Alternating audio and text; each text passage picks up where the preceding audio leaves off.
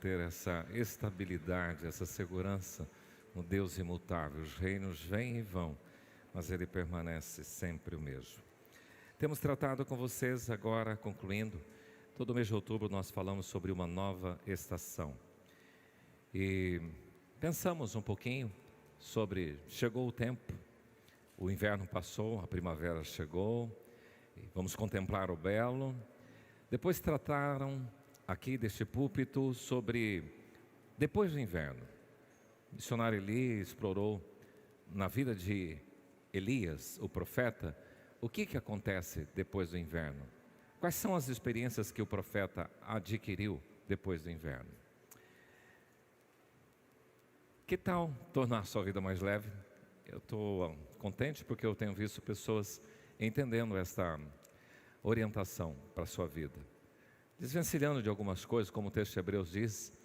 Portanto, tendo a rodear-nos tão grande nuvem de testemunhas, desembaraçando-nos do peso que tenazmente nos assedia, corramos a carreira que está proposta, e olhando para o autor e consumador da fé, que é Jesus, e olhando não só para a nossa vida física, mas várias áreas da nossa vida, para você tornar uma vida mais leve. Que bom isso, Deus continue te ajudando nisso.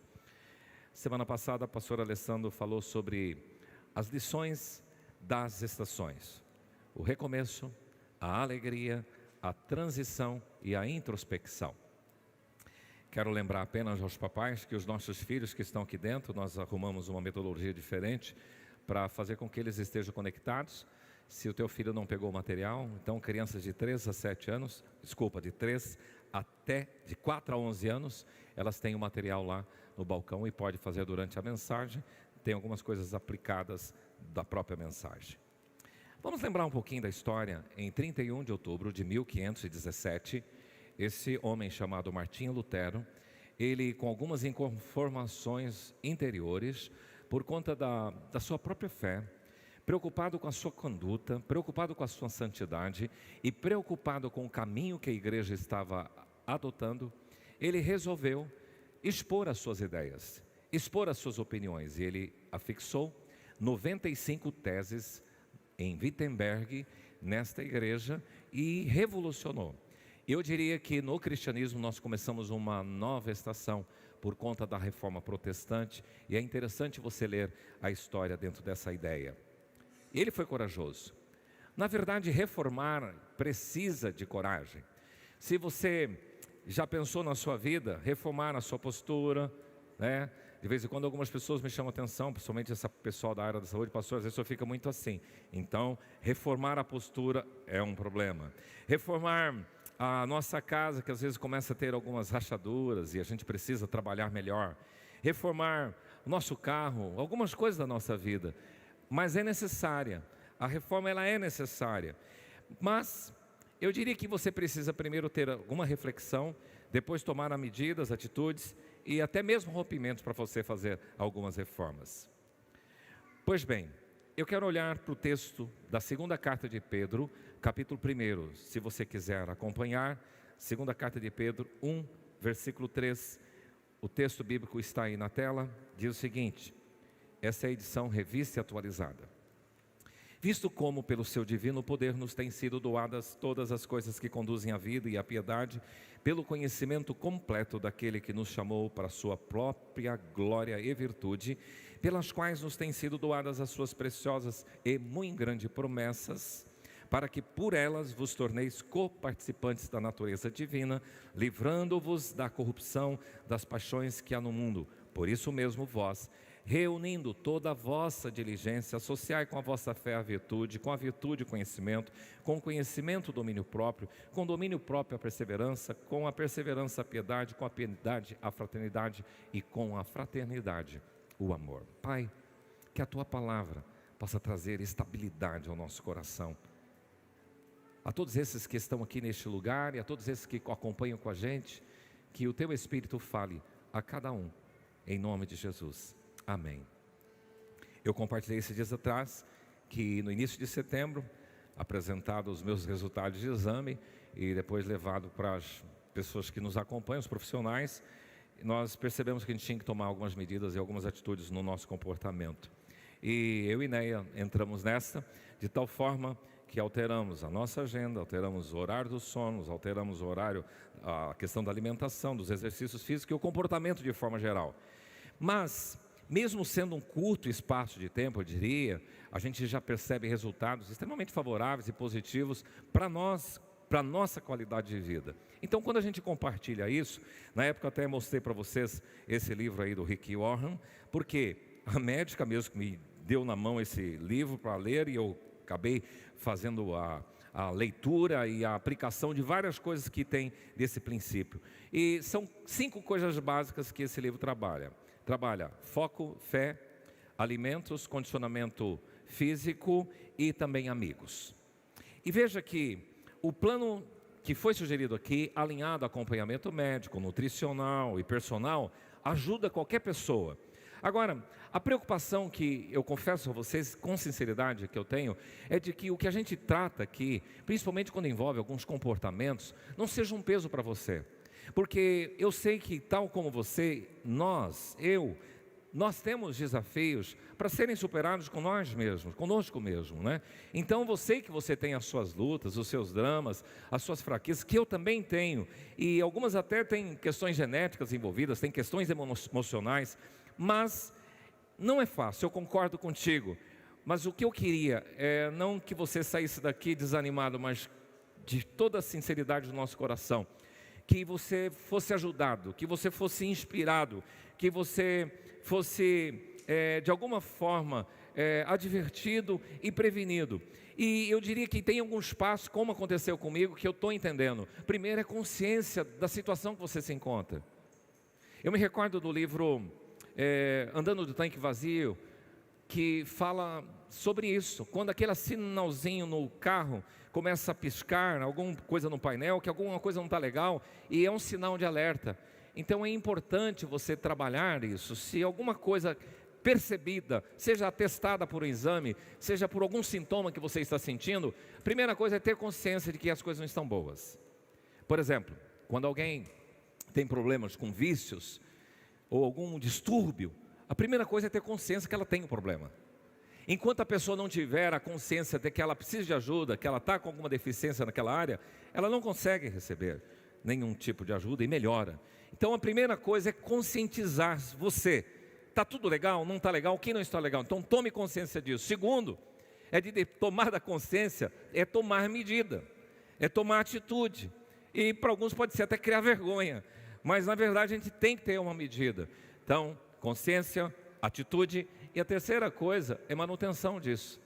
E é essa temática que nós vamos explorar pensando no que Pedro escreveu. O tema que eu daria seria esse, que está aí no próprio texto. Coisas que conduzem à vida. Interessante a frase. São coisas que nos conduzem à vida. Por quê? Porque Pedro está fazendo questão de mencionar no versículo 3, justamente isso. Na edição revista e atualizada está coisas que conduzem à vida. A palavra vida é o estado de alguém que está cheio de vitalidade, é de alguém animado, alguém com uma vida exuberante. A palavra usada aqui é zoé, palavra grega, absoluta plenitude de vida, uma vida genuína e real, uma vida ativa e vigorosa. E a gente quer isso. Agora, curiosamente, em João 10, Jesus diz assim que o ladrão vem para roubar, matar mas eu vim, disse ele, para que você tenha vida, zoé, vida plena.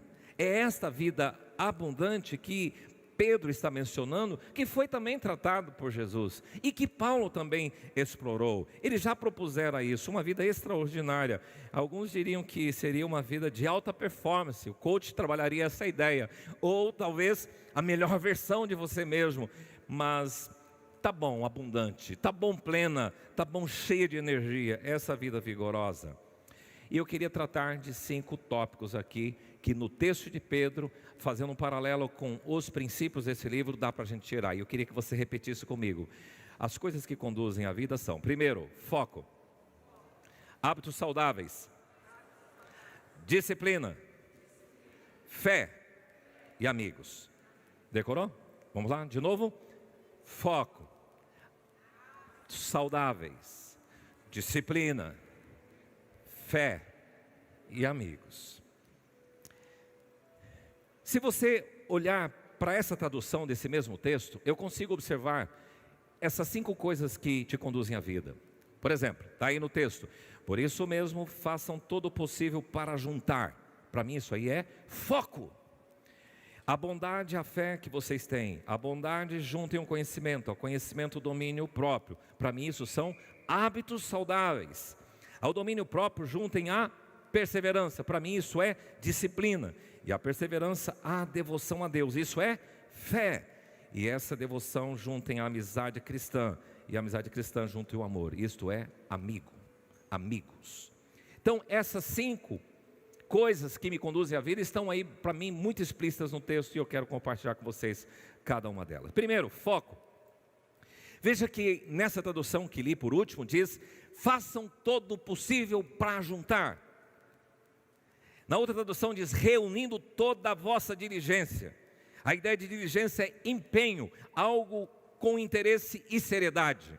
Então isto é foco. Foco é a capacidade que você, que eu temos de convergir, de se concentrar exclusivamente numa tarefa, um objetivo, e não para todas as outras demandas e distrações. É mirar com toda a energia, com toda a atenção, uma única coisa. Jesus uma vez chamou a atenção de uma personagem que estava desfocada. Qual era? Marta. Para lá, para cá. Marta, uma coisa só é necessária: focar. Agora é hora de foco. Você precisa se concentrar nisto, e você está perdendo o seu tempo com muitas outras coisas. Então o foco precisa ser desenvolvido, e sem foco não se mantém dieta alguma. Sem foco não se chega a uma brilhante carreira profissional. Sem foco você não consegue trabalhar a sua família adequada. Então sem foco a sua vida material vai continuar desse mesmo jeito. E é interessante que de vez em quando a gente tem que chegar para algumas pessoas. Você mesmo atendi um casal essa semana, e a esposa já estava com o filhinho criado, e o marido precisando de ajuda. Mulher, vai trabalhar, ajudar teu marido lá em casa, ou no trabalho, na empresa dele. Seja a pessoa que vai dar toda essa retaguarda. Concentre-se nisso, motive, e é concentração total. Foque é isso, e literalmente é o centro é o ponto, todos os raios luminosos se concentram.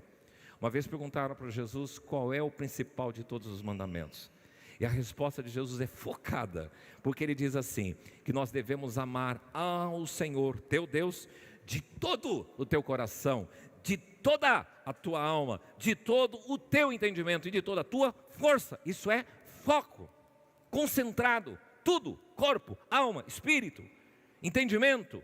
Isso é foco, concentração.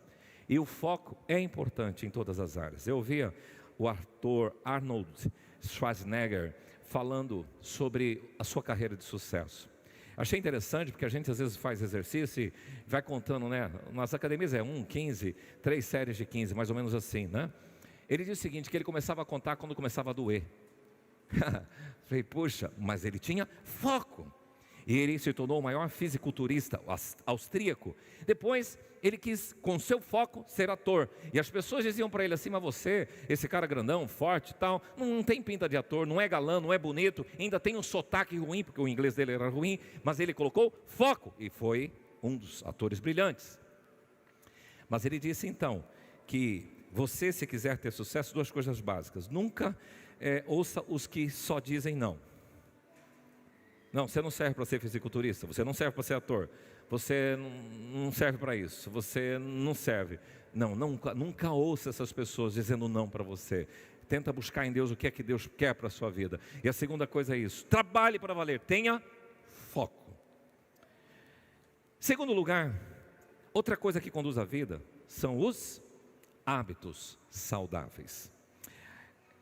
O hábito é a maneira usual de ser, de fazer, de sentir, o costume, a regra e o modo. É uma ação que se repete com frequência, com regularidade. E no texto a gente tem 2 palavras aí na tradução, nova tradução linguagem de hoje, que diz assim: a bondade juntem o conhecimento. A palavra bondade aqui, a mesma que na tradução revista atualizada, é tratada de virtude. Então, quando eu olho para esta palavra na língua grega, que é arete, ele diz o seguinte: virtude é uma conduta virtuosa de pensamento, de sentimento e de ação. Então isso, na verdade, é um hábito saudável, é uma conduta desde o pensamento, desde o meu sentimento, desde a minha ação. E ele pode explicar essa palavra virtude como uma excelência moral particular, com modéstia e pureza. E uma conduta virtuosa, ela brota de um pensamento virtuoso. Por isso que Paulo, escrevendo à igreja de Filipos, no capítulo 4, versículo 18, ele diz assim: tudo que é puro, tudo que é louvável, tudo que é de boa fama, se alguma virtude há, se algum louvor existe, seja isto que ocupe o vosso pensamento. Filipenses 4, 8. Veja que, atrelada à virtude, diz Pedro, coloquem o conhecimento. E aqui, o conhecimento é a inteligência que Deus te deu. É essa capacidade de entendimento, de discernir o que é bom, o que é ruim, coisas lícitas, coisas ilícitas, a sabedoria moral, para uma vida correta. Isso é discernir o que é bom, o que é ruim para mim. Na verdade, a maioria de nós sabe o que faz bem e o que faz mal, é ou não é? Porém, nós temos dificuldades. Não basta só ter o conhecimento do que é bom, do que é ruim, do que deve fazer, do que não deve, do que pode, do que não pode. Você precisa trabalhar o seu conhecimento com esta bondade, com essa virtude. Sabia você que 40% das coisas que você faz, é isso que a ciência diz, 40% do que as pessoas fazem todos os dias tem a ver com hábitos.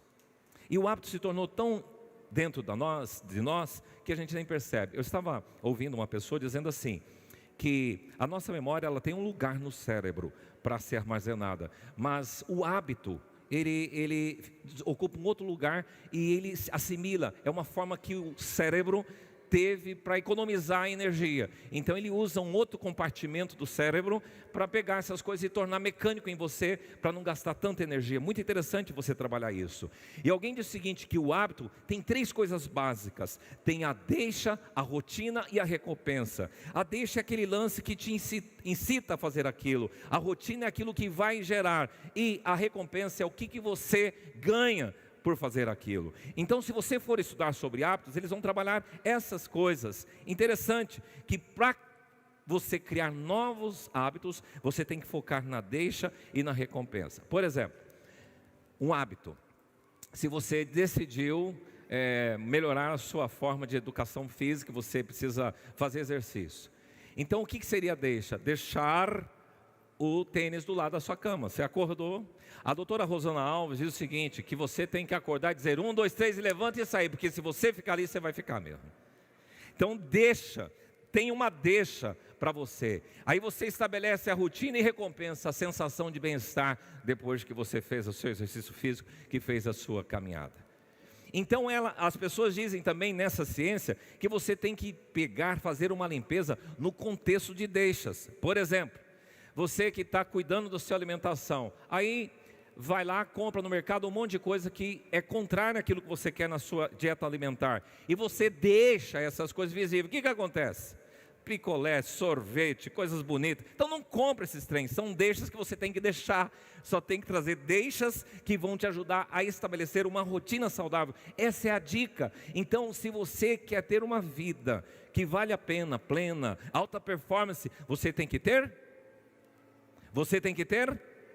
Depois você tem que desenvolver hábitos saudáveis. Terceiro lugar, além do foco, além dos hábitos saudáveis, você tem que ter disciplina. Onde é que está no texto? Está ali, juntem ao conhecimento o domínio próprio. Tem uma matéria que eu trabalhei com o seminário por extensão EAD da IPI do Brasil, que é gestão pessoal. E nela eu explorei um pouquinho esta matéria aí. Você tem 4 pilares estruturantes na sua gestão pessoal. Quais são? Vamos ler comigo? Primeiro, segundo, terceiro, quarto. O autoconhecimento é conhecer a si mesmo. Porque tem gente que nem sabe quem é. Não se conhece direito. E você tem que aprender a exercitar isso. Faz uma reunião com você. De vez em quando é bom você se encontrar e falar, tá, e aí, quem sou eu? Segundo, a autodisciplina que nós vamos explorar, que é a disciplina não dos outros, mas a autodisciplina. Mas o terceiro, a autoconfiança, que é acreditar também no potencial que Deus te deu. Acreditar em quem é você. E o autocuidado, que é a qualidade de vida que você tem que trabalhar. Esses pilares fazem você fazer uma boa gestão de você mesmo. A autogestão, a gestão pessoal, é você trabalhar a autodisciplina, o autocuidado, o autoconhecimento e a autoconfiança na sua vida. Pois bem, nesse texto, nós exploraremos a disciplina. Porque ele está dizendo aqui da autodisciplina. Quando ele fala domínio próprio, nós estamos falando de disciplina. E se você quiser ir bem em qualquer área da sua vida, você precisa ter disciplina. Não tem jeito, pessoal. As pessoas relaxadas, desprogramadas, a produtividade é péssima, mas quando você tem disciplina, disciplina para estudo, disciplina para o seu tempo, disciplina em casa, disciplina no campo de futebol, você tem disciplina numa competição qualquer, você tem disciplina no trabalho, as coisas fluem melhor. Por exemplo, um jogador de bola famoso, Cristiano Ronaldo, vocês já viram falar um pouquinho sobre a disciplina daquele moço, a forma como ele treina e o exercício? Pensa também no Michael Jordan, aquele jogador de basquete, como era a disciplina dessas pessoas, qualquer uma pessoa. Eu estava lendo que um dos hábitos que é prevalecente em todas as pessoas que são bem-sucedidas é acordar cedo. Interessante. Pode ouvir isso, acordar cedo. Agora, isso é uma mudança de paradigma, porque nós vivemos num mundo hoje cibernético, as pessoas estão dedicando muito tempo à mídia, fica lá, perde tempo, e produz à noite. Meu amigo, tenta começar a dormir até 9 horas para você ver. 5 horas você já está de pé, porque quem dorme cedo, acorda cedo. E o seu dia se torna produtivo. Isto é uma dica de pessoas que já passaram nesse caminho, nessa rota. Nesse texto, Pedro utiliza a mesma expressão que Paulo utiliza também. Veja que Pedro usou a palavra de Jesus com relação à vida, agora Pedro usa uma palavra que Paulo utiliza com relação ao domínio. Porque essa palavra domínio é autocontrole, alguém que domina os seus desejos, paixões, sentimentos e apetites. E Paulo diz lá em Coríntios 9, 25, a primeira carta: todo atleta em tudo se domina. Então ele diz que se você quer viver uma vida em alta performance, você precisa ter a sua disciplina, o autodomínio. E veja que a disciplina tem uma outra irmãzinha que anda junto. Qual é?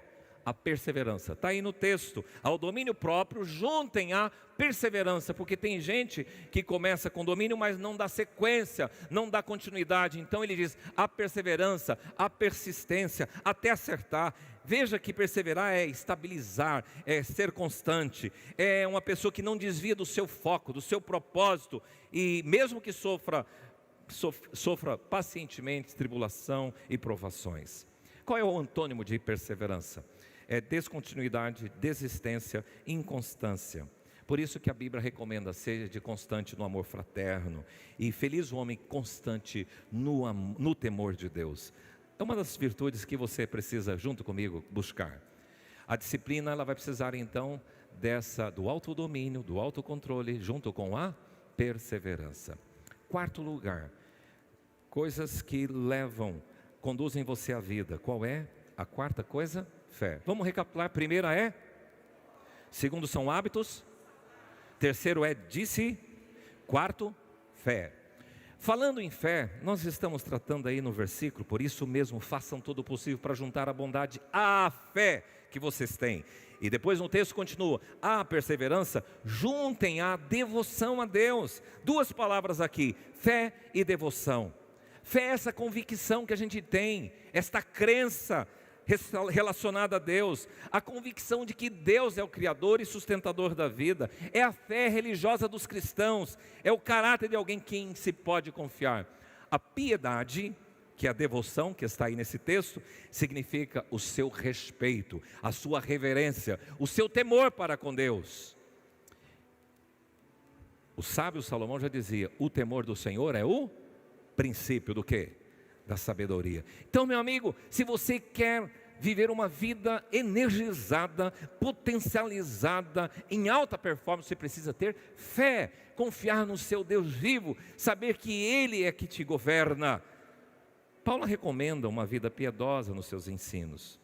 Uma pessoa que vive na dimensão da fé, que vive na dimensão da devoção, é uma pessoa que ama Deus acima de todas as coisas. É uma pessoa que Deus é prioridade. Eu quero dizer até para algumas pessoas que estão na mídia: meu amigo, se depois que voltar nos cultos, você não tem restrição, você está trabalhando fluentemente e você não veio à igreja ainda, falta mais devoção. É isso. Se tem algum impedimento, ok, a gente respeita, mas tem muita gente. Esses dias eu conversava com uma pessoa que estava aqui, veio num ensaio do coral, falei: e aí, você está subindo? Pastor, a gente acomodou. Falei: que vergonha. Porque a vida, coisas que te levam à vida é fé, e fé significa devoção, entrega, dispor-se ao serviço do Senhor. Sabe que servir a Deus em ministério é um privilégio. Tem muita gente que acha que uma carga, um peso. Deus me deu dons e talentos para servir. Então, se você tem a oportunidade de discipular, de liderar um grupo, de fazer parte de um ministério, se você tem a possibilidade de servir no ministério da diaconia, do presbiterato, do louvor, no estacionamento, de alguma coisa, cara, isso é um privilégio, porque você está ouvindo aqui que Pedro já dizia: coisas que te levam, te conduzem à vida, é poder servir ao Senhor. Eu acho engraçado que quando as pessoas estão cheias de coisas, tarefas, ela fala: preciso de um ano sabático, eu quero diminuir minhas coisas na igreja. Eu ia sugerir para você fazer um ano sabático de redes sociais. Você vai ver que vai sobrar tempo para as coisas de Deus. Sabe, nós precisamos ter, se quer ter vida energizada, é Deus. Pastor, onde o senhor arrumou a força? Deus. Acordar com a palavra, sair adorando ao Senhor, e você buscar a presença de Deus. Deus, Ele te dá vida plena. É isto que Jesus propôs. Sabe que aí a gente distou um pouquinho daquela questão confusa de religiosidade. Ah, mas isso é alguma religiosidade e tal.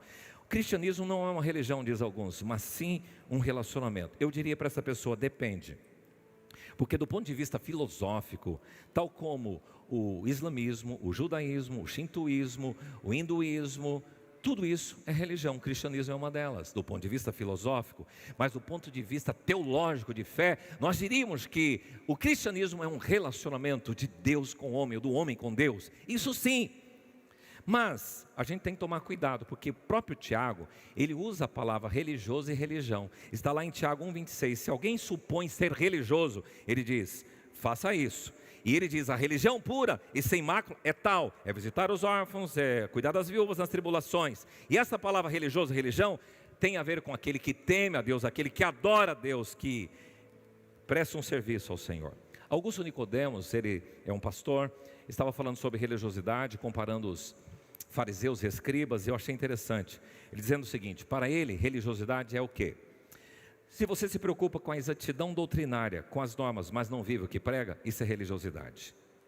Se você adota um comportamento legalista, pode, isso não pode, cheio de regras e normas, isso pode ser legalismo ou religiosidade.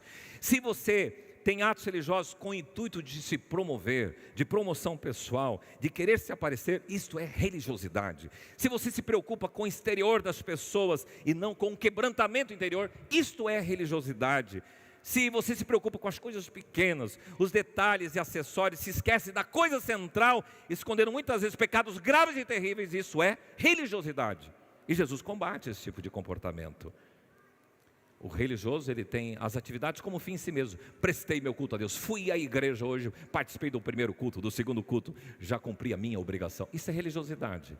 Mas eu fui adorar a Deus. E até ele faz um destaque interessante, porque tem pessoas que estão virando religiosos e nem percebem. Quando você está mais preocupado com o arranjo das flores, com o lugar da equipe de louvor, com a roupa do pastor do que com a pregação, é cheiro de religiosidade. Quando você leva mais tempo se preparando diante do espelho antes do culto do que se preparando espiritualmente antes do culto, é cheiro de religiosidade. Quando você não tolera o erro das outras pessoas, contudo é muito tolerante para com seus erros e para com os da sua família, é cheiro de religiosidade. Tem muitas outras coisas aqui, mas eu queria dizer que se você quer ter uma vida, uma coisa fundamental é fé. Através de vida piedosa, de serviço e de devoção a Deus. E por fim, além do foco, hábitos saudáveis, da disciplina, da fé, nós precisamos de amigos, porque eles nos levam à vida. Lembra de Hebreus 12? Tendo-nos a rodear tão grande nuvem de testemunha. Aqueles caras que estão torcendo por nós, que já foram antes da gente. Sabe que a amizade das pessoas são muito importantes para nós. Valorize os seus amigos, cultive seus amigos, aprenda a fazer amigos, conte com seus amigos.